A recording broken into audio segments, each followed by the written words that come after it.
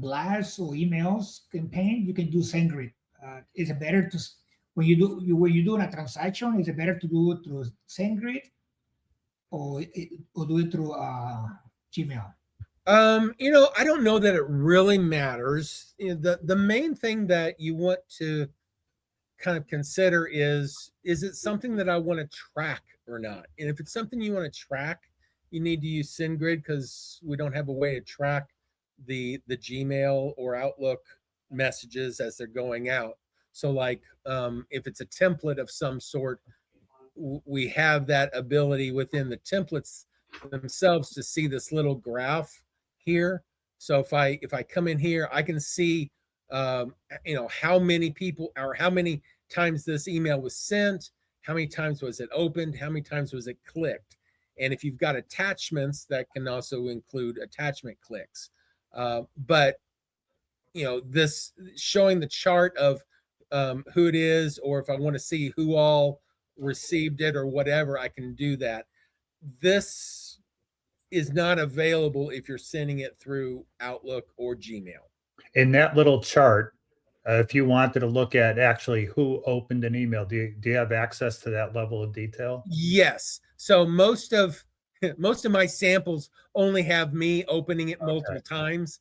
But if there are 100 people, you click on open and it will show all 100 people or whoever opened it in the full list. Okay. Yes. And the other thing there is if you want to, if you just want to go to that person, you can click on that person and it'll open up their contact record. So you can do things with that individual person, or if you want, you can click on the select emails, and then if there's 100 of them or whatever, you could select them all. In which case, then you can do an update. Maybe you want to update their tab, their tags or something. You can do some stuff with that.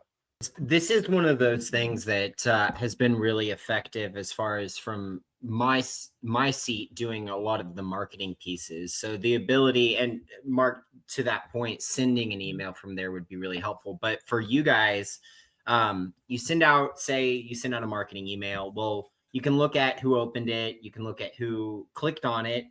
And so you can start to drill down those lists. Let's say of those 7 people who opened it, I then send a specific email to just them.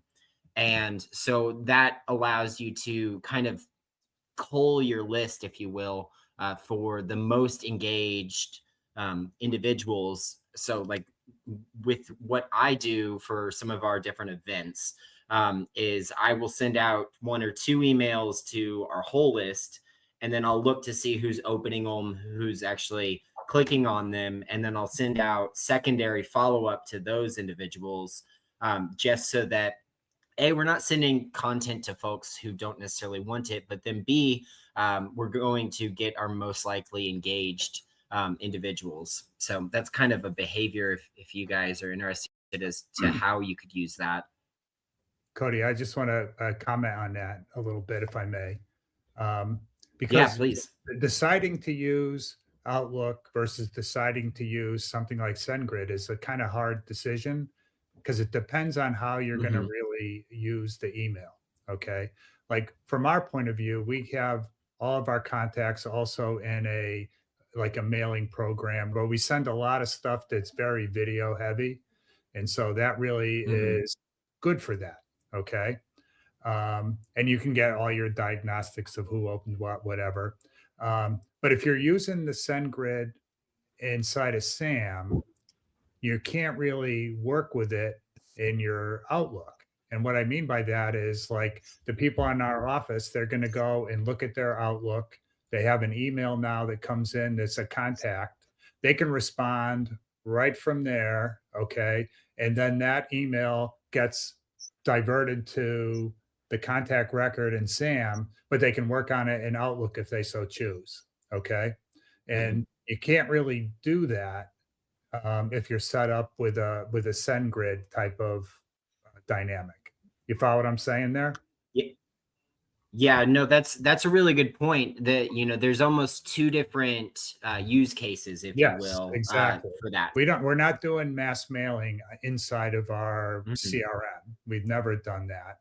Okay, so you got to kind of decide of how you're going to use the program. So one of the things I worried about was, okay, if we're inside of Outlook and we have a bad email address, how will we find out? Well, the fact is you get a message in Outlook that says this email can't go through.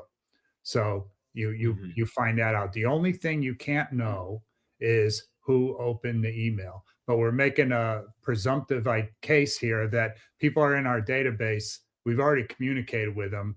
They're 9 times out of 10 not going to have a bad email address. You got there's trade-offs of going one way or the other. Mhm. Yeah, Yeah, that's a great insight, Michael, because that's something that I haven't necessarily put thought to, the fact that you're right. Those are two different use cases.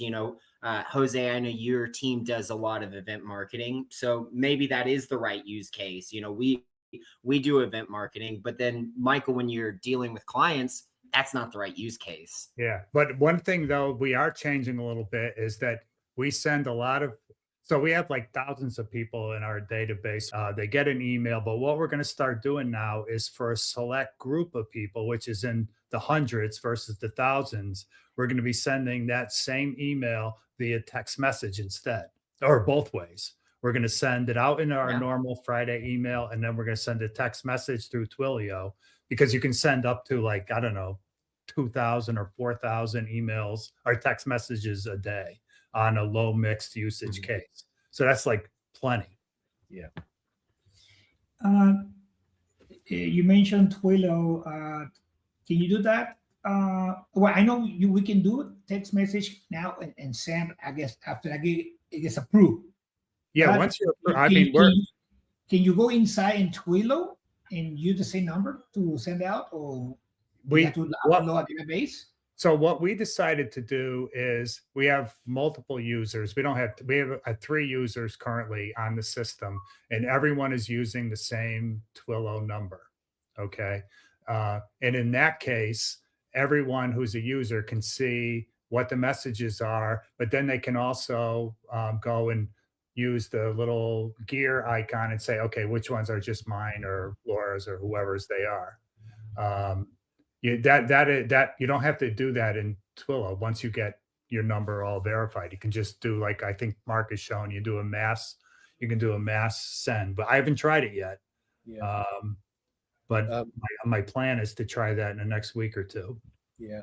Just, selecting all the records that you want to send something to, then going in and processing those selected. You can do mass email, you can do mass SMS and send those out. You could set it up as a routine so that it does it on a regular basis.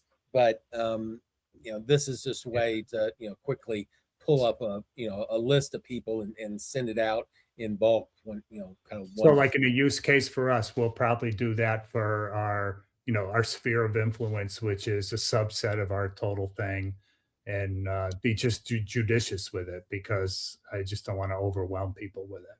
Yeah, we get a lot of rentals, like 1 or 2, 3 a month, Mhm. and then sometimes the property will be gone before they know it will be gone, and we send that like an announcement. Hey, we got a new property coming up. Take a look at it. But we were using the other platform, and I was wondering. I guess after it gets approved, we can do it that way as well. And also, The thing is uh, on your Twilio, you got to make sure that one of two things happen. Either you go and give that green button there that says you've got consent, or you have to send them a message ahead of time saying you're going to get messages. Hope that's okay. So you got to do that one of two ways. Yeah, getting and approval, another. getting SMS approval is a big, a big deal. So making sure that they have consent. If there's somebody in there, we were showing this last week where you can just click on this and say they opted in, and it'll go green. If you send it, then it'll receive it. Otherwise, they're going to get a consent request message, and it'll be like a yellow phone at that point, or it'll come up as yellow, being that that you've sent them something, but they've not accepted that opt-in. Oh, that's why it shows a waiting. Yes. Okay, okay. My recommendation is that you be very judicious in how you decide to use the consent, because you don't want to get complaints and then get blacklisted by Twilio. So just be careful. That's all.